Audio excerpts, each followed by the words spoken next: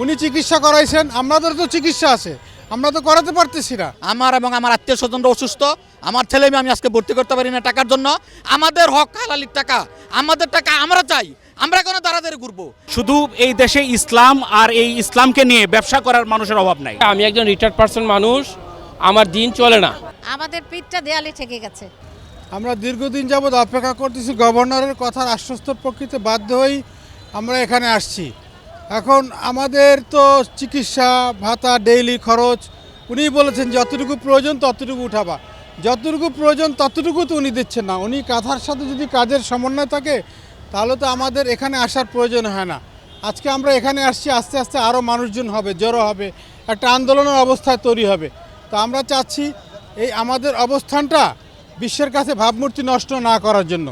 কাজে আমরা চাই যে গভর্নর সাহেব যে আশ্বস্ত মুখে যে কথাগুলো বলতেছে সেটা উনি বাস্তবে পরিণত করুন, তাহলে আমরা অত্যন্ত খুশি হব, আমরাও বেঁচে থাকব, উনিও বেঁচে থাকুক।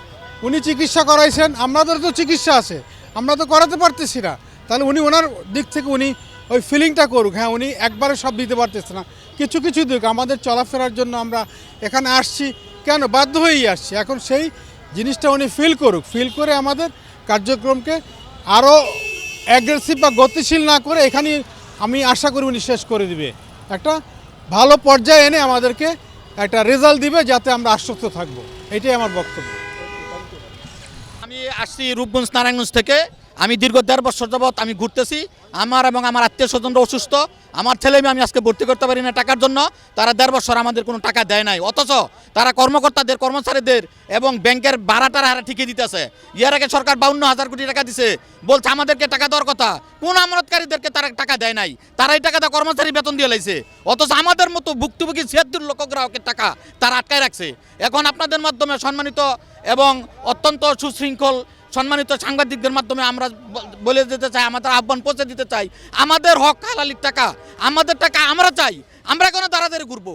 আমাদের টাকাগুলো যাতে তারা আমাদেরকে ফেরত দিয়ে দেয়, এটাই আমাদের দাবি। আমরা ইসলামী ব্যাংকগুলোতে টাকা রেখেছি, কেন রেখেছি? যে সুদ হবে না এই ভয়ে। শুধু এই দেশে ইসলাম আর এই ইসলামকে নিয়ে ব্যবসা করার মানুষের অভাব নাই। যে লোক এস আলম, সে কিন্তু টাকা নিয়ে বেগে গেছে, সে ইসলামকে পুঁজি করে টাকা নিয়ে বেগে গেছে। ইসলামকে সে মানুষের কাছে, ধর্মপ্রাণ মানুষের কাছে ইসলামকে বিক্রি করেছে। সে চেয়েছে যে আমার ইসলামী ব্যাংকে টাকা রাখুক, সুদ হবে না এই বই আমরা টাকা রেখেছি, কিন্তু এখন আমাদের টাকা নিয়ে মেরে চলে গেছে। কিন্তু আপনি দেখেন দেশে আরও অনেক সুদী ব্যাংক আছে যেগুলাতে ঋণের পরিমাণ আরও বেশি, যেগুলাতে ঋণ খেলাপির পরিমাণ অনেক বেশি, সেগুলাতে কিন্তু কোনো কিছু হয় নাই। সেই ব্যাংকগুলোতে গভর্নর টাচও করে নাই, টাচ করেছে এই ইসলামী ব্যাংকগুলোতে। আমাদের প্রশ্ন হচ্ছে কেন এতদিন ধরে আমাদেরকে ঘুরাচ্ছে, আমাদের এই টাকাগুলো ফেরত দেবে কবে? আমরা আসছি এখানে, আমাদের টাকা ব্যাংকে আমানত রাখা আছে। আমরা ব্যাংকে গেলে আমরা টাকা পাই না, যাতে আমরা টাকা পাইতে পারি দ্রুত। আমাদের খুব অসুবিধা হচ্ছে, আমি একজন রিটায়ার্ড পার্সন মানুষ, আমার দিন চলে না, আমার সমস্ত টাকা ব্যাংকে রাখা আছে। এখন আমি নিজে চলতে পারি না, আমার কোনো কর্মও নাই, আমার ছেলেমেয়ের লেখাপড়া খরচ দিতে পারি না, ঘর ভাড়া দিতে পারি না, আমি খুব দুর্বিষহ জীবন যাপন করছি। আমাদের পিঠটা দেয়ালে ঠেকে গেছে। আমরা এখানে আমানতকারী, 5টা ব্যাংকের আমানতকারীদের সমন্বয়ে আমরা সবাই আজকে এসেছি, কারণ আমরা 1 বছর মূলত কোনো টাকা পয়সা পাচ্ছি না।